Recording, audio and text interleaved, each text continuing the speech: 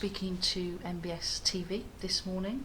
I wanted to chat to you today about your biophilic office project here at BRE, and I wonder if you could give us an overview of what the project is. Yes, certainly. So the biophilic office project is a long-term research project looking at generating the evidence for the impacts of creating a restorative and imaginative interior environment in an office building through biophilic design. So we're looking at long-term monitoring of the building now on our estate to understand its existing characteristics, both in terms of the indoor environment and also the occupants. And then in January 19 we're going to be implementing a series of 3 different refurbishment strategies based on the principles of biophilic design. And then we're going to bring the same people back in and monitor again for another year. So we've got a very long-term data set looking at the impact of those refurbishment strategies on those occupants' health and well-being. Okay. And how are you actually measuring what's going on in the office? So in terms of indoor environment, we're measuring everything from temperature and humidity and CO2 through to VOC levels, individual VOC, so IAQ and the whole package. We're also measuring the artificial and natural daylight levels at desk level and eye level. And then we're also measuring the acoustic environment as well. So there's a very sort of comprehensive package of indoor environmental quality data. And this is obviously quite an involved project.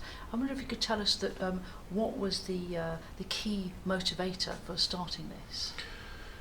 Yes, so the ideas a few years ago, there was certainly a emerging conversation around health and well-being in the built environment, and it's quite interesting from the perspective of biophilia and biophilic design, which acknowledge our connection to nature, that we isolate ourselves in buildings for roughly 90% of our lives.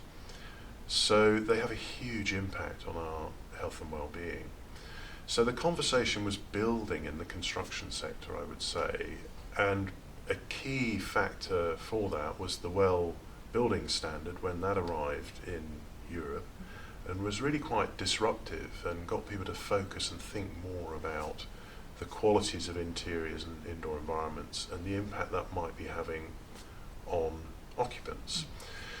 So that conversation sort of aligned very well with little bits of research we had done here at BRE and we're doing around, say, lighting and its impact on occupants, or interior materials or acoustics.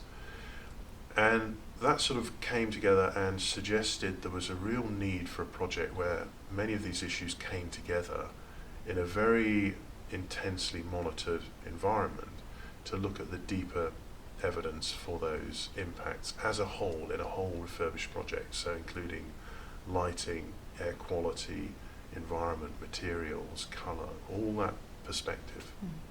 I understand that the ultimate aim of the project is to look at practical outcomes. Could you talk a bit about that? No, absolutely. So practical outcomes are at the core of the project. If you think about the office estate across the UK, I would estimate something like 99% of it is very low quality, and that's certainly the building we have on our estate here that is part of this research project. So it is very much about existing offices and how we can create appropriate offices for the future, basically from our stock of the past. So the building in question we are using is a 1984 relatively uninspiring concrete portal frame building, very, very typical of the office estate in the UK. So that's the first point. And the second point is, yes, we need to think many of those offices and businesses do not have significant budgets when it comes to refurbishment. So we need to look at what are the smaller, practical, sometimes low to no cost actually, interventions that people might make on refurbishment that will have an impact on the health and well-being of those occupants. So it's a bit like that sort of return on investment. I pay a little bit more for something, what do I get back? And potentially what they get back, of course, is things like reduced absenteeism, improvements in reported wellness at work, retention of staff, and a number of other spin-off benefits. That's very interesting. I wanted to talk about the outcomes really. I mean, we talk about a lot about the word productivity at the moment in the UK, but I wondered, is there another way that we should be thinking about this, particularly in light of this project? Yeah, that's an interesting one, and it is certainly part of our conversation within the project. So productivity it's a curious word, and it kind of fits perhaps better with our past, or perhaps part of our future in terms of our manufacturing outlets and our call centres. But many businesses, productivity just doesn't sit very well as a measure and a metric. And typically, we like to talk about other ways of improving business outcomes. That's the key objective. So they might include getting our staff to talk to each other, so communication is fundamental. That cooperation that spins from that, and cross-collaboration between business units within larger organisations. So there's a number of other things that we can look at, and indeed HR organisations, HR within organisations or companies can start to look at as a measure of better business outcome rather than necessarily efficiency and productivity. And finally, when do you see your outcomes for the project appearing? You mentioned you're going to sort of start a refurb in 2019. When do you see the project sort of coming to an end, as it were? So the project is long term, and it has to be, because people studies, we're all seasonal folk, so we have to do these long term investigations.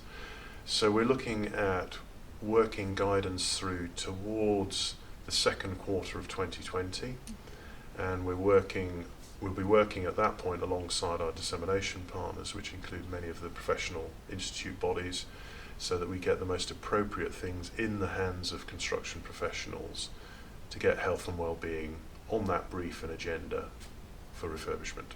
Okay, lovely. Thank you very much.